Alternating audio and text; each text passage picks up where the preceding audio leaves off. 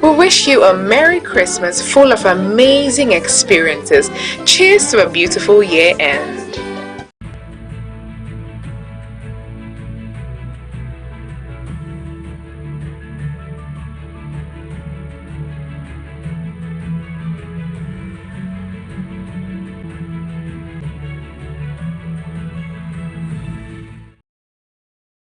Stories. The UN Security Council has voted for the gradual withdrawal of the UN peacekeeping force from the Democratic Republic of Congo. The Council has extended the mandate of MONUSCO for a year while agreeing to the force's withdrawal in 3 phases. The force had been deployed in 2010 to restore security in eastern DR Congo, where several armed groups are engaged in conflict and have killed and displaced hundreds of civilians. The drawdown will start by the end of 2023 amid the election cycle. The force will be withdrawn from South Kivu by the end of April 2024, and the mandate's implementation will be limited to provinces from May 2024. The UN Security Council said in a statement on Tuesday. It added that it plans to significantly scale down the size of its force from 1st July next year. DR Congo has earlier asked the Council to withdraw the force by the end of the year, citing its ineffectiveness at quelling violence and protecting civilians even after 2 decades in the country. Some 44 million people have the chance on Wednesday to pick the next president of the Democratic Republic of Congo from a field of 19 candidates. On the face of it, the members suggest a thriving democracy, but insecurity in parts of the country coupled with logistical challenges tell another story. DR Congo sits on vast reserves of cobalt, currently a vital part of many lithium batteries, seen as essential to a future free of fossil fuels. The success of this election could go some way towards enhancing stability in the country and ensure that the metal is extracted in a safe way that benefits the Congolese people. President Felix Tshisekedi is asking the electorate to give him a second term, but among those who want to get in his way are wealthy mining magnate Moise Katumbi and former oil executive Martin Fayulu, who believes that he himself won the last election in 2018, the results of which was questioned by several international observers. Sudan's rapid support forces have seized Wad Madani, the country's second city, which had taken in hundreds of thousands of refugees from the capital, Khartoum, early in the 8-month war between the army and the paramilitary RSF. Videos posted by the RSF on Monday showed fighters in pickup trucks driving along streets in the city, the capital of El Gizera state. The RSF advanced after 3 days of intense fighting, which caused thousands of people to flee the city towards the south. Markets and homes were looted by the army, the police, and some civilians on Sunday, and there were fresh reports of looting by RSF fighters on Monday. During the paramilitary advance on the city, army intelligence units were reported to have arrested civilians based on their ethnicity, particularly those from Darfur, many of whom have been living in El Gizara for decades as agricultural workers. Aid organizations, many of which had relocated to the city from Khartoum, were reported to have suspended their work after the RSF advance. Wad Madani, which was founded about 98 years ago,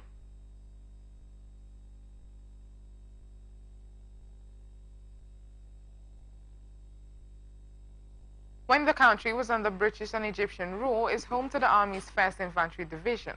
More than 10,000 people have been killed since the war between the two rival forces erupted in April. 6 million people have been forced to flee their homes, causing the world's biggest internal displacement. The Arabian Sea, with 18 crew on board, is now off the coast of Somalia, the European Union's Maritime Security Force said Tuesday. 1 crew member has been evacuated for medical care. The bulk carrier ruin remains under the control of the hijackers, whose identity and demands are unknown, the EU Naval Force said in a statement. It did not give details on the condition of the crew member, who was taken off the vessel on Monday and moved to an Indian Navy ship that has been shadowing the ruin. An Indian maritime patrol plane spotted the ruin a day after its hijacking last Thursday and made radio contact with the crew, who had locked themselves in a safe room. The hijackers gave the alert to the EU Naval Force Command Center. The vessel has now moved southwest towards the coast of Somalia, according to the EU force. Suspicion has fallen on Somali pirates, whose attacks have decreased markedly in recent years. They may be more active again. The Pentagon has said that 5 are not Iranian-backed Houthi rebels who were first suspected to be responsible. The Yemen-based Houthi rebels have escalated their attacks on ships passing through the Red Sea during the Israel-Hamas war impacting global trade, the U.S. said Tuesday that it and a host of other nations are creating a force to protect ships. Seinfeld visited the burnt-out homes of Kibbutz Be'eri, which was one of the hardest hit in the Hamas-led attack that killed 1,200 people and saw roughly 240 taken hostage. Images on social media showed Seinfeld viewing the damaged homes as well as talking to local residents on the trip Tuesday. He also visited the sites of the Nova Music Festival, where more than 300 office, the Israeli military and defense ministry received no substantive response. In previous wars, Israel has also limited access to Gaza for journalists, but never for so long. The Palestinian territory has been completely sealed off since Israel declared war on Hamas more than 2 months ago. Freedom of the press is a basic civil right in a democratic society, the FPA said in a statement. We also believe it is in the public interest to get a fuller picture of conditions inside Gaza after 10 weeks of extremely limited and highly controlled access. The Foreign Press Association represents 130 media outlets in more than 30 countries, including the Associated Press that operates in Israel and the Palestinian territories. The Israeli army has suspended a group of soldiers recorded smoking a water pipe and joking in front of Palestinians who were detained and blindfolded. The video, which was uploaded to social media, has garnered millions of views in the past 2 days, shows soldiers laughing and eating snacks as at least 7 Palestinians are sitting blindfolded in the same room with the Israeli-occupied West Bank city of Jenin. The behavior of the soldiers in the videos is deplorable and stands in stark contrast to the values of the Israel Defense Forces and Israeli Army. You are watching the international news on Atlantic Television Network. We will be back after.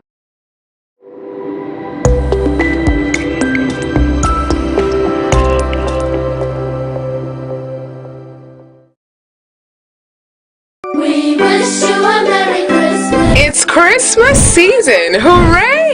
A time to make merry with loved ones, a time to give thanks, and a time to be a blessing. May your holiday season be filled with joy, laughter, and beautiful moments. From all of us in Morrison Communications Limited, Wish 99.5 FM and Atlantic Television Network, we wish you a Merry Christmas full of amazing experiences. Cheers to a beautiful year end.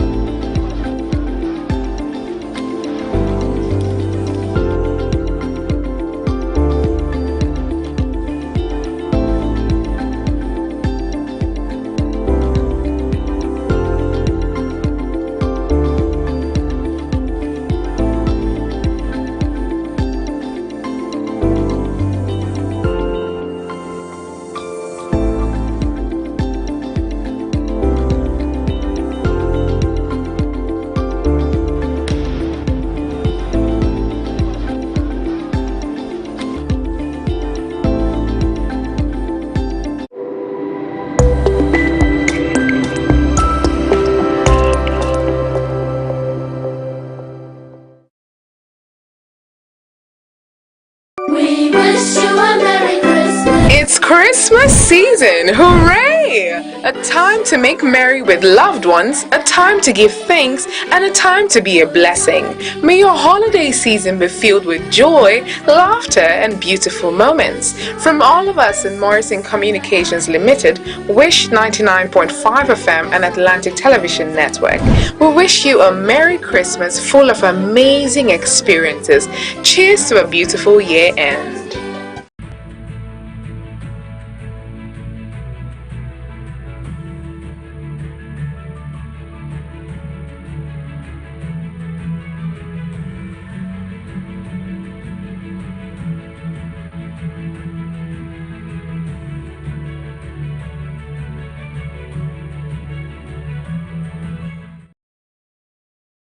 National news on Atlantic Television Network. Now to the rest of our stories. A group of South Korean students is suing the government because their college admission examination ended 90 seconds earlier than scheduled. They are asking for 20 million won each, the cost of a year's studying to retake the exam. The error affected the rest of the students' exam, their lawyer says.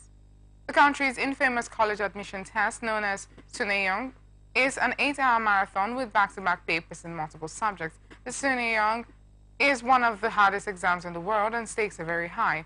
It not only determines university placements and jobs, but even future relationships. A number of measures to help students concentrate are taken during the annual event, such as closing the country's airspace and delaying the opening of the stock market. The results of this year's exams were released on 8th December. The lawsuit filed on Tuesday by at least 39 students claimed that the bell rang earlier at the test site in the capital Seoul during the first subject, Korean, of the exam. Some students protested immediately, but say the supervisors still took their papers away. The teachers recognized the mistake before the start of the next session and gave the 1.5 minutes back during the lunch break, but they could only mark blank columns left on their papers and were not allowed to exchange any existing answers. The students said they were so upset that they could not focus on the rest of the exam. Yonhap reports. Some reportedly gave up and returned home. Their lawyer Kim Woo-suk told local media that education authorities had not apologized. Officials said the supervisor in charge of the specific test misread exam because their bell rang 2 minutes earlier. Rescue efforts for survivors of an earthquake that killed at least 131 in China's northwest are nearly over, authorities said on Tuesday. They were wrapping up rescue operations and would now focus on treating the injured and helping those who lost their homes. The 6.2 magnitude quake hit Gansu province Monday night, injuring nearly 1,000 in the remote mountainous villages. Thousands of rescue personnel continue to work in sub-zero temperatures. Temperatures hit 13 degrees Celsius on Tuesday, Chinese media reported. Large parts of northern China are caught in a cold snap, with many cities reporting record low temperatures. 16 people remain missing in neighborhoods Qinghai province. Local officials in Jishishan County, the worst hit in Gansu's province, said more than 5,000 buildings in the area had been damaged. Many other buildings in the province have been hit by mudslides triggered by the quake, while dozens of roads were damaged by landslides. Images from the region showed entire villages split by the quake, as well as collapsed buildings and houses. Residents who fled their homes were also shown huddling over makeshift fires at hastily erected evacuation camps. Survivors said that tremors had felt like being tossed by surging waves and recalled rushing out of their apartments. Gas pollution could hit Iceland's capital after a volcano began erupting late on Monday, the country's meteorological office has said. The eruption, which broke out in the Reykjanes Peninsula of southwest Iceland, were seeking 450,000 to 500,000 individuals, admitting this was a sensitive and costly issue. He said he needed more details before backing the move, hinting that 500,000 soldiers were already on the front. His comments come in the wake of aid setbacks from the U.S. and the EU. Republicans in the U.S. Congress first blocked a $60 billion military package for Ukraine earlier this month. This week, representatives of both the White House and the State Department said the U.S. was planning one more military aid package to Ukraine, but that it had limited ability to send more help after that unless Congress acted. The U.S. setback was followed by Hungary's blocking of the EU's £50 billion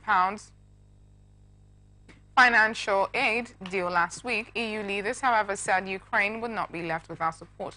Ukraine is facing an ammunition shortage as it continues to fight, occupying Russian forces following Moscow's full-scale invasion in February 2022.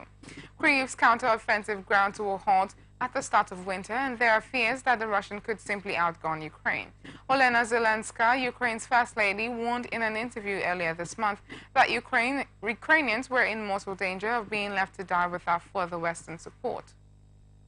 Italy has sentenced a Pakistani couple to life in prison for killing their 18-year-old daughter because she refused an arranged marriage. Saman Abbas' body was found beneath a farmhouse in northern Italy in November 2022, 18 months after she disappeared.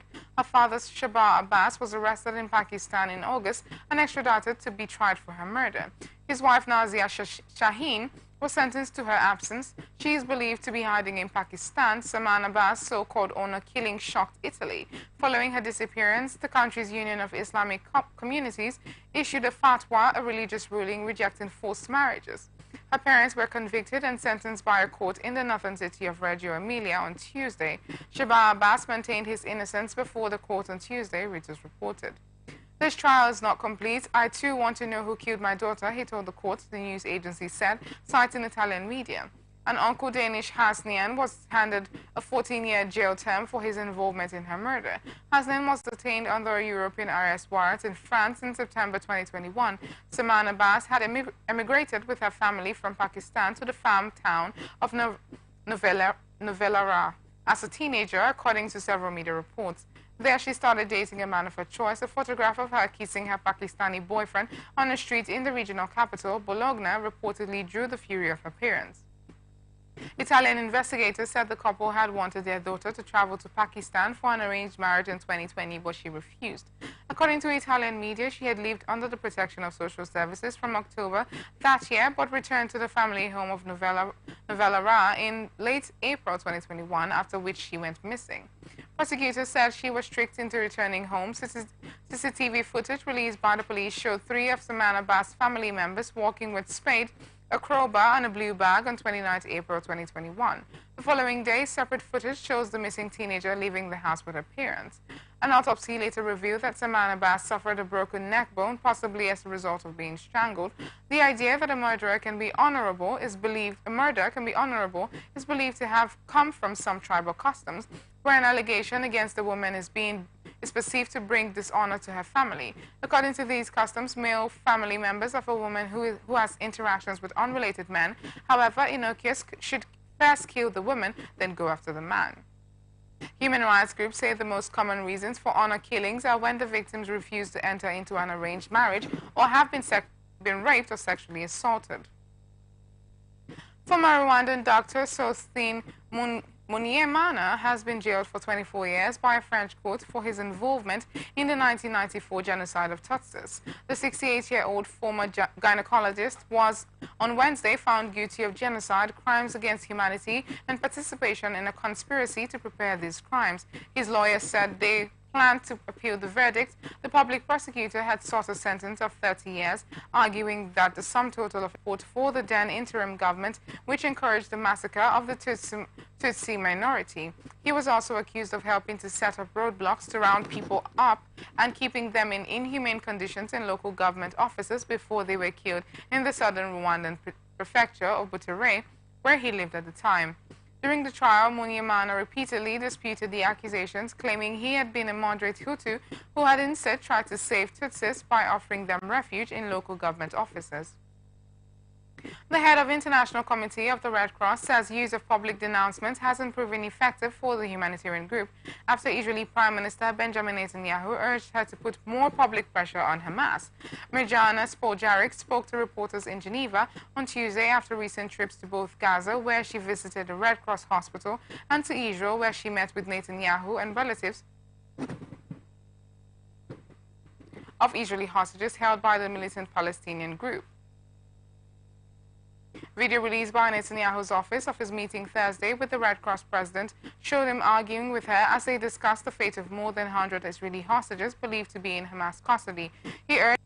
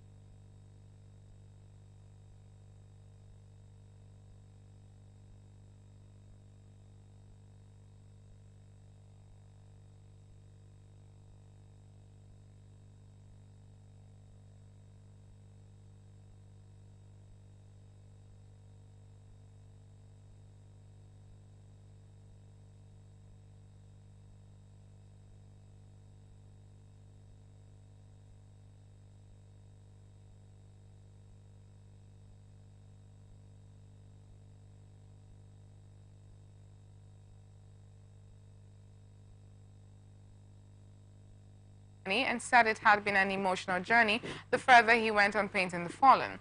But he said the aim was to remember the fallen friends and soldiers. He hand-delivered a portrait of one soldier in Birmingham to his parents, who said he had captured him exactly. Bomb disposal expert Staff Sergeant Brett Linley died aged 29 trying to clear improvised explosive devices in Nar Er Sarraj in July 2010. He was the most loving, caring son who anybody could ever have, his mother Anne said. He was an extra special person. Anybody that met him, he touched their hearts and they never forget him. Mrs. Linley said the pain of loss does not get any better, but the portrait was going to be the most special thing in the world to us. I can't tell what it's going to mean to us to have a family, to us as a family, to have him back home again, she said. Her son was one of over 450 soldiers who lost their lives in the country between 2001 to 2021. A coalition of international forces led by the U.S. completed their withdrawal from Afghanistan on 30th August 2021, marking the end of the 20-year campaign in the country. UK forces personnel remained in the country until 2021, but their combat operation concluded in 2014. Mr. Willis, who served for 6 years in the Royal Logistical Corps, said through his work he has come to appreciate the loss of life in a conflict a lot more than he had before. He said it is important for us that the rest of the world understand what's at stake here and what Hamas did on the 7th of October and how Israel has the right to defend itself against those threats. Former President Donald Trump on Tuesday defended his comments about migrants crossing the southern border, poisoning the blood of America, and he reinforced the message while denying any similarities to fascist writings others had noted. I never read Mein Kampf, Trump said at a campaign rally in Waterloo, Iowa, referencing Adolf Hitler's fascist manifesto. Immigrants in the U.S. illegally, Trump said, Tuesday are destroying the blood of our country. They are destroying the fabric of our country. In the speech to more than 1,000 supporters from a podium flanked by Christmas trees in red MAGA hats, Trump responded to mounting criticisms about his anti-immigrant blood purity rhetoric over the weekend. Several politicians and extremism experts have noted his language echoed writings from Hitler about the purity of Aryan blood, which underpinned Nazi German systematic murder of millions of Jews and other undesirables before and during World War II. As illegal border crossings surged, topping 10,000 some days in December, Trump continued to blast Biden for allowing migrants to pour into our country. He alleged, without offering evidence, that they bring crime and potentially disease with them. They come from Africa, they come from Asia, they come from South America, not apply to presidents because the section did not explicitly mention them. A father was Christmas shopping when his 4 children and a young relative died in an Arizona house fire, police said. The fire tore through the 2-story home on Saturday evening, authorities said on Monday, leaving no survivors. 4 children, ages 2, 4, 5, and 13, were siblings, while an 11-year-old was a visiting relative. Officials are investigating the fire and have not released the names of the children or father. The fire broke out in Bullhead City, 100 miles south of Las Vegas, just 1700 local time on Saturday. The children's father reported to investigators that he was gone for approximately 2.5 hours to buy groceries and Christmas gifts, Bullhead City Police said in